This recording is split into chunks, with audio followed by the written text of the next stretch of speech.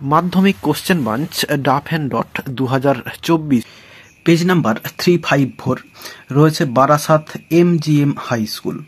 এই স্কুলটির যে কোশ্চেন সেটটি রয়েছে তার সমস্ত সিন, আনসিন এবং গ্রামার পার্টের সমাধান দেওয়া হবে। প্রথমে সেকশন এতে রয়েছে প্রোজ পার্ট থেকে সিন এবং এটি রয়েছে আওয়ার রানওয়ে কাইট থেকে। শুরুতে রয়েছে MCQ প্রশ্ন, summer in big half moon is always dash. অ্যান্সারটা হবে অপশন এ প্লিজেন্ট। মনোরম থাকে গ্রীষ্মকালে বিগ হাফ মুন। এরপরে the kite was covered with dash. অ্যান্সারটা হবে বি এর দাগ রেড পেপার, অর্থাৎ রেড পেপার দিয়ে ঘুড়িটা তৈরি ছিল বা ঢাকা ছিল আর কি। এরপরে দে ইউজড ড্যাশ। অ্যান্সারটা হবে an old letter, option B হবে অ্যান্সার। এরপরের অংশটা এখানে রয়েছে টু রিপেয়ার দি কাইট। তো তারা ব্যবহার করেছিল একটি পুরানো চিঠি ঘুড়িটাকে রিপেয়ার করতে। এরপর রয়েছে the process of making a kite was showed to them by dash. অ্যান্সারটা হবে option C a boy on the mainland. তো মেলল্যান্ডে একটি ছেলে তাদেরকে ঘুড়ি কীভাবে তৈরি করতে হয় সেটা শিখিয়েছিল। এরপর রয়েছে the narrator and his companions played dash. অ্যান্সারটা হচ্ছে অপশন সি শিপরিক্ট মেরিনার্স। শিপরিক্ট মেরিনার্স খেলাটা খেলেছিল ন্যারেটর এবং তার সঙ্গী। এখানে হিজ রয়েছে, এটা হচ্ছে হার হবে, হার কম্পেনিয়ন্স। তো এখানে কম্পেনিয়ন্স বলতে একজনই কম্পেনিয়ন ছিল, সেটা হচ্ছে ক্লড। এরপর বিয়ের দাগে রয়েছে complete the following sentences with information from the text. রয়েছে when the narrator tripped and fell over the rocks. এরপরে ড্যাশ রয়েছে। তো ন্যারেটর যখন হোঁচট খেয়ে পাথরের উপরে পড়ে গিয়েছিলেন তখন কি হয়েছিল আর কি, এ পাশটা ড্যাশ দেওয়া রয়েছে। অ্যান্সারটা এই লাইনটা হবে এই my elbow went clear through the kite making a big hole. তো এই যে মাই রয়েছে এটা হচ্ছে হার করতে হবে, her elbow went clear through the kite making a big hole. তার এলবো অর্থাৎ কুনুইটা চলে গিয়েছিল ঘুড়িটার মধ্য দিয়ে এবং একটি বড় হোল তৈরি হয়েছিল ওই ঘুড়িটাতে। এরপর রয়েছে the narrator and his companions had to hurry to fix the kite if dash. তো ন্যারেটর এবং তার যে কম্পেনিয়ন্স, তো এখানে হিজটা ভুল রয়েছে, এটা হচ্ছে হার হবে, এবং কম্পেনিয়ন্স রয়েছে, এটা কম্পেনিয়ন হবে। তার the narrator and her companion had to হারি, তাদেরকে তাড়াহুড়ো করতে হয়েছিল টু ফিক্স দি কাইট, ঘড়িটিকে ঠিক করতে। ইফ এরপরে ড্যাশ রয়েছে। অ্যান্সারটা এই লাইনে রয়েছে we wanted to send it up before the wind fail. তো এই যে উই রয়েছে এটাকে করতে হবে দে, যেহেতু তারা চেয়েছিল সেটিকে ওপরে পাঠাতে বাতাস বন্ধ হয়ে যাওয়ার আগে। এরপর রয়েছে Dick and Mimi were dash to the narrator. এখানে হবে Dick and Mimi were the cousins, COUSINS, cousins অর্থাৎ তুতো ভাই বোন, পিসির ছেলে মেয়ে ছিল, টু দি ন্যারেটর অর্থাৎ ন্যারেটরের। এরপরে রয়েছে ট্রু ফলস এবং সাপোর্টিং স্টেটমেন্ট দিতে বলা রয়েছে। They rushed to the light house in search of an old letter to repair the kite. তো বলছে তারা ছুটে লাইট হাউসের মধ্যে গিয়েছিল একটি পুরানো চিঠির খোঁজে ঘুড়িটাকে রিপেয়ার করার জন্য, এটা হচ্ছে ফলস হবে। সাপোর্টিং স্টেটমেন্টটা এই লাইনটা হবে we rushed into the light house to get some paper, কিছু পেপার পাওয়ার জন্য, চিঠি পাওয়ার জন্য নয়, তো পেপার পাওয়ার জন্য গিয়েছিল। এরপর রয়েছে the narrator and his companions. তো এখানেও ভুল রয়েছে, এখানে হবে হার কম্পেনিয়ন হবে, হার এবং কম্পেনিয়ন হবে। তাহলে the narrator and her companion were greatly fond of kite. তো ন্যারেটর এবং তার যে সঙ্গী সাথী বা তার যে সঙ্গী যে হচ্ছে ক্লড, তারা খুব প্রিয় ছিল, তাদের খুব প্রিয় ছিল ওই ঘুড়িটা, এটা হচ্ছে ট্রু হবে।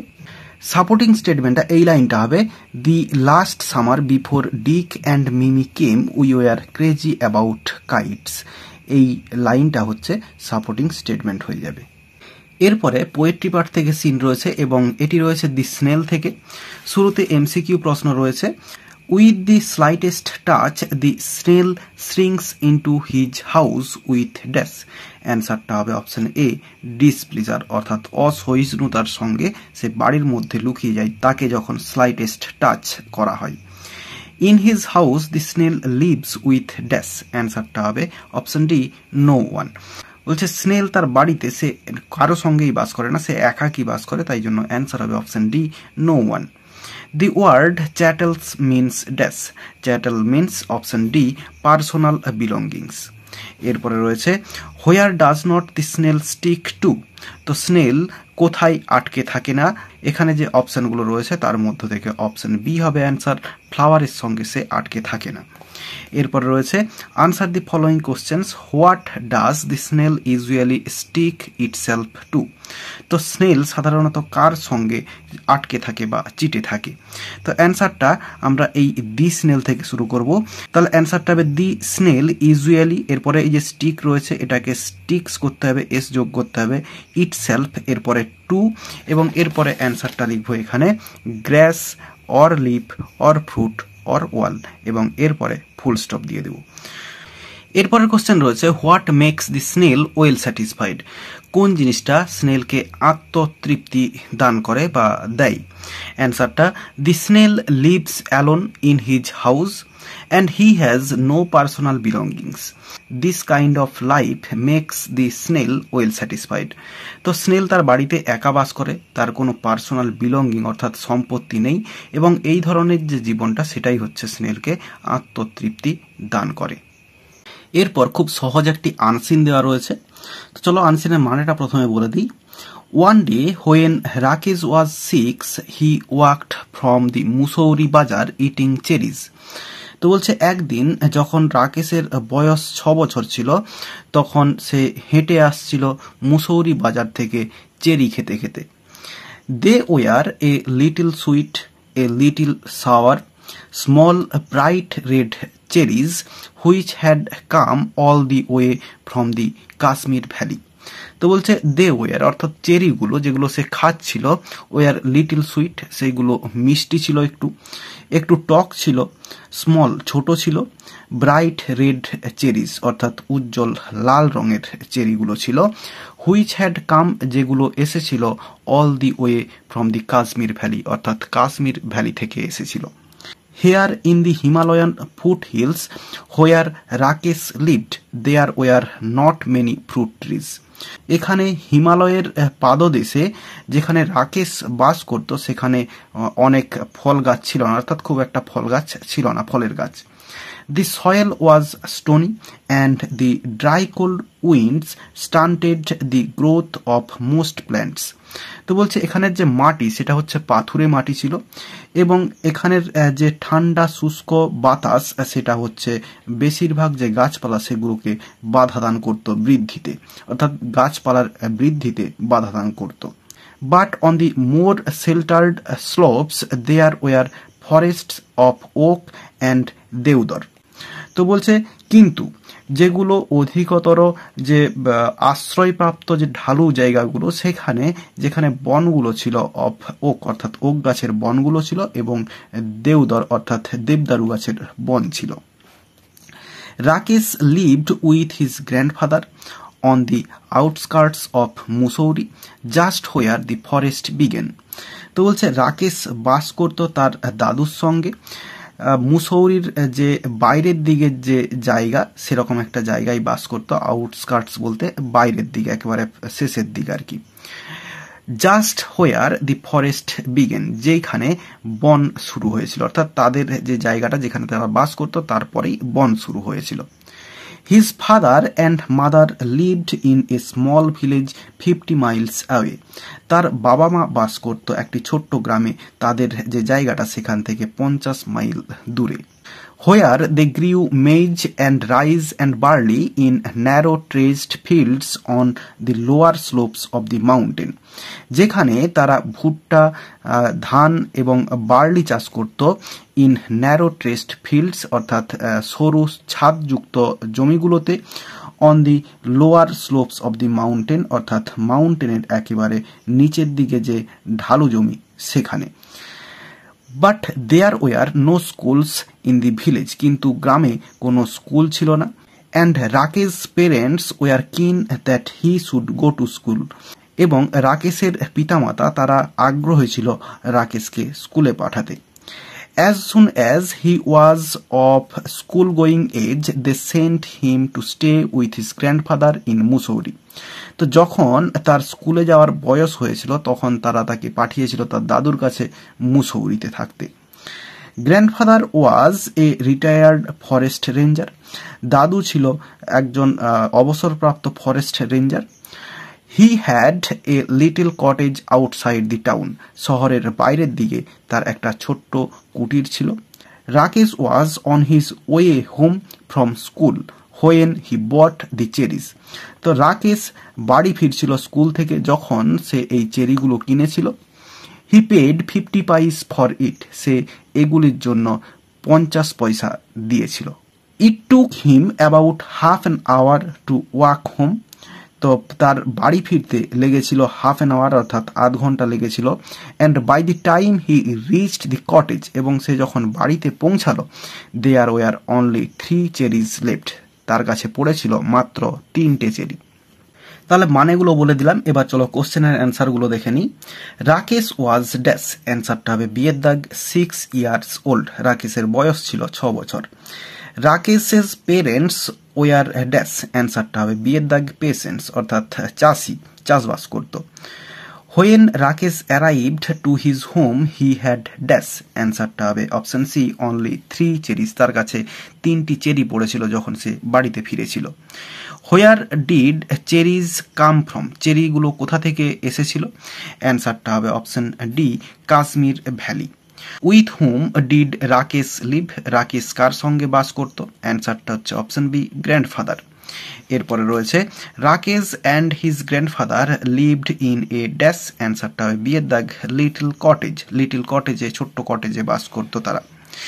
এরপরে রয়েছে বিয়ের দাগে ট্রু ফলস এবং সাপোর্টিং স্টেটমেন্ট দিতে বলা রয়েছে। Rakesh was eating sweet black cherries. তো রাকেশ খাচ্ছিল মিষ্টি কালো চেরিগুলি, এটা হচ্ছে ফলস হবে। সাপোর্টিং স্টেটমেন্টটা এই লাইনটা হবে, they were a little sweet, a little sour, small bright red cherries which had come all the way from the Kashmir valley. এই লাইনটা লিখে দিলে সাপোর্টিং স্টেটমেন্টটা হয়ে যাবে। Rakesh and his parents lived apart. Rakesh এবং তার বাবা মা আলাদা আলাদা বাস করতো, থাকতো, এটা হচ্ছে ট্রু হবে। As soon as he was of school going age they sent him to stay with his grandfather in Mussoorie. এই লাইনটা লিখে দিলে সাপোর্টিং স্টেটমেন্টটা হয়ে যাবে। এরপর রয়েছে Rakesh paid 1 rupee for the cherries. Rakesh চেরিগুলোর জন্য 1 টাকা দিয়েছিল বা মিটিয়েছিল, 1 টাকা দাম দিয়েছিল, এটা হচ্ছে ফলস হবে। সাপোর্টিং স্টেটমেন্টটা হবে হি পেড 50 পয়সা ফর ইট। এই লাইনটা হচ্ছে সাপোর্টিং স্টেটমেন্ট। এরপর রয়েছে সি এর দাগে আনসার দি ফলোয়িং কোশ্চেন্স রয়েছে। Describe the cherries that Rakesh bought. তো চেরিগুলো বর্ণনা করো যেগুলো রাকেশ কিনেছিল। অ্যান্সারটা শুরু করবো এইভাবে, the cherries which Rakesh bought, এরপরে লিখবো এই ওয়ার থেকে, were a little sweet, a little sour, small bright red. এতটা পর্যন্তও লিখে দিলে হয়ে যাবে, না হলে যদি ভ্যালি পর্যন্ত লিখে দেওয়া হয়, শেষ করে দেওয়া হয় লাইনটা, তাও কোনো অসুবিধা নেই, তো অ্যান্সারটা হয়ে যাবে। এরপর 2 এর দাগে রয়েছে why was Rakesh sent to his grandfather. রাকেশকে কেন পাঠানো হয়েছিল তার দাদুর কাছে? অ্যান্সারটা এইখান থেকে লিখবো, এই দেয়ার থেকে, টিটা ক্যাপিটাল করব। There were no schools in the village আছে, এটাকে দেয়ার করলে ভালো হয়, THEIR, এটাকে দেয়ার করলে ভালো হয়, their village. And Rakesh's parents were keen that he should go to school.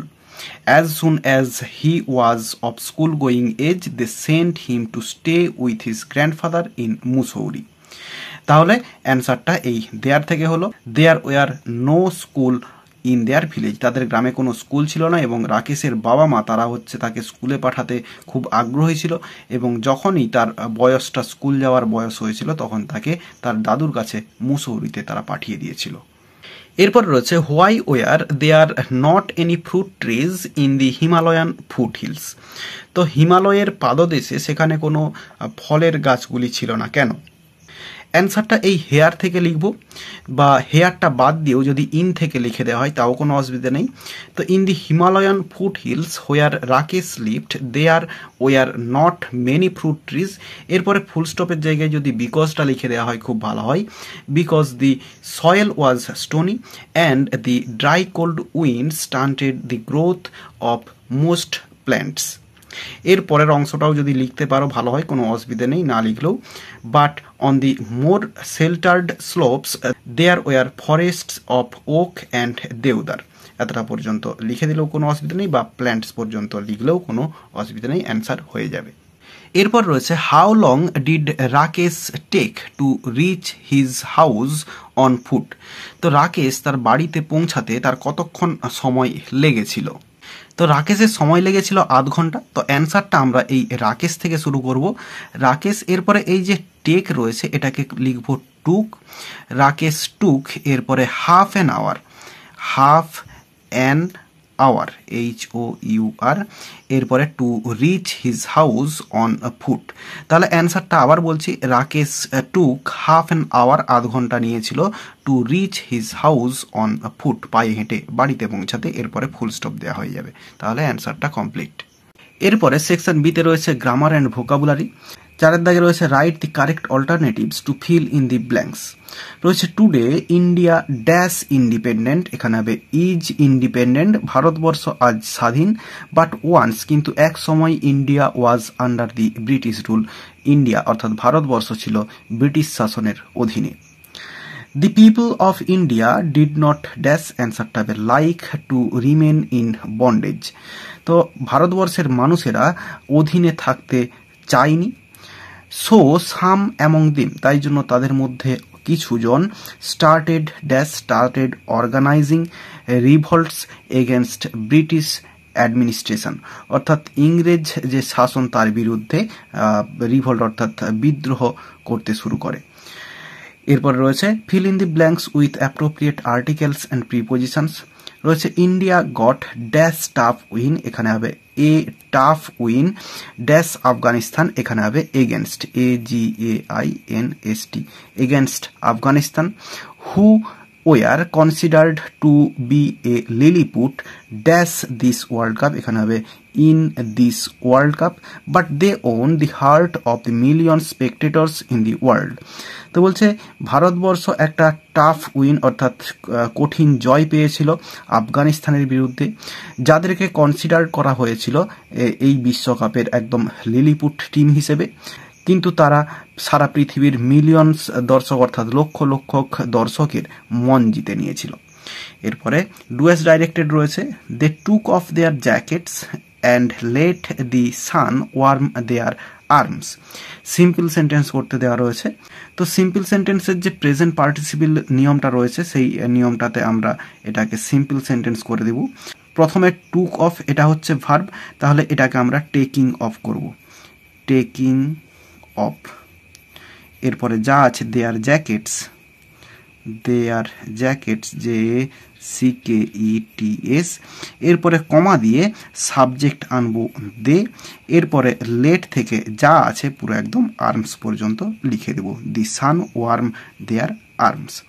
তাহলে অ্যান্সারটা হলো taking off their jackets they let the sun warm their arms, এতটা পর্যন্ত লিখে দেব। এরপর Rohit Sharma is the best batsman in the world cup, এটা হচ্ছে নেগেটিভ সেন্টেন্স করতে হবে। তো এটা রয়েছে সুপারলেটিভ ডিগ্রিতে, পজিটিভ ডিগ্রি যদি করা হয় তাহলে হচ্ছে নেগেটিভ সেন্টেন্স হয়ে যাবে, অর্থাৎ নেগেটিভ ওয়ার্ড চলে আসবে। তাহলে দেখো শুধুমাত্র দি রয়েছে সুপারলেটিভ ফর্মের আগে, তাহলে পজিটিভ ডিগ্রি শুরু হবে নো আদার দিয়ে, নো আদার। এরপরে batsman in the world cup, তাহলে batsman in the world cup. এরপরে ইজ বসবে ভার্ব, এরপরে অ্যাজ গুড বা অ্যাজের জায়গায় সো ব্যবহার করতে পারি, সো বা অ্যাজ গুড। এরপরে অ্যাজ রোহিত শর্মা। তাহলে অ্যান্সারটা হলো no other batsman in the world cup is as good বা so good as Rohit Sharma.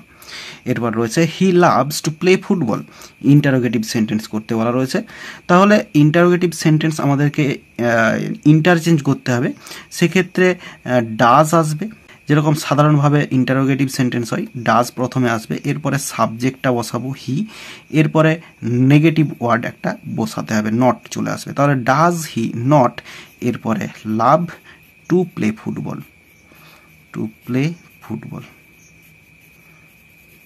তাহলে অ্যান্সারটা হলো does he not love to play football. এরপর সি এর দাগে রয়েছে phrasal verb, I shall not tolerate your rude behaviour. Tolerate সহ্য করা, সেটার জন্য হবে পুট আপ উইথ। তাহলে এখানে টোলারেটের জায়গায় হবে পুট আপ উইথ। এরপরে রয়েছে দি এনিমি স্যারেন্ডার্ড অ্যাট লাস্ট, শত্রু অবশেষে আত্মসমর্পণ করেছিল। তো স্যারেন্ডারের জন্য হচ্ছে গিভ ইন হবে, তো স্যারেন্ডার্ড সেকেন্ড ফর্মে রয়েছে, হবে গেভ ইন। এরপর রয়েছে the teacher praises Rohit for his talent. তো শিক্ষক মহাশয় রোহিতকে বাহবা জানিয়েছিল বা বাহবা দিয়েছিল তার ট্যালেন্টের জন্য।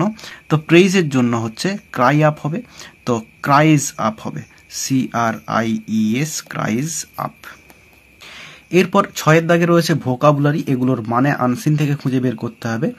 প্রথমে রয়েছে outer parts of a town or city, এটার জন্য যেটা রয়েছে সেটা হচ্ছে আউটস্কার্ট রয়েছে, আউটস্কার্টস, SKIRTS, আউটস্কার্টস রয়েছে। এরপর রয়েছে a rising or falling surface, এটার জন্য রয়েছে স্লোপ, SLOPE। এরপর রয়েছে preventing from growing or developing, এটার জন্য রয়েছে স্টান্টেড, STUNTED, স্টান্টেড রয়েছে। এরপর রয়েছে নট ব্রড অর ওয়াইড, এটার জন্য রয়েছে ন্যারো, NARROW, ন্যারো রয়েছে। আর এখানে বলে রাখবো, এই যে রাইটিং স্কিল 7 দাগ এবং 8 দাগ, এই দুটোরই কিন্তু সমাধান দেয়া রয়েছে আগেই। এই দুটো রাইটিং স্কিল আগে থেকেই আপলোড করা রয়েছে। ডেসক্রিপশন বক্স এবং আই বটনে প্লেলিস্টে যে লিঙ্কগুলো আসছে রাইটিং স্কিলের, সেখান থেকে তোমরা দেখে নিতে পারো। আর এরই সঙ্গে সঙ্গে এই পেজটির সিন, আনসিন এবং গ্রামার পার্টের সমস্ত সমাধান দেওয়া হয়ে গেল। আশা করি বোঝাতে পারলাম। ভিডিওটি ভালো লেগে থাকলে একটি লাইক করো এবং বন্ধুদের মধ্যে শেয়ার করো, এবং আমার এই চ্যানেলে নতুন হলে চ্যানেলটি সাবস্ক্রাইব করে পাশে থাকা বেল আইকনটি প্রেস করো পরের ভিডিওগুলি সবার আগে পাওয়ার জন্য। এই ভিডিওতে এতটাই দেখাবে, নেক্সট ভিডিওতে ভালো থাকো সবাই, ধন্যবাদ।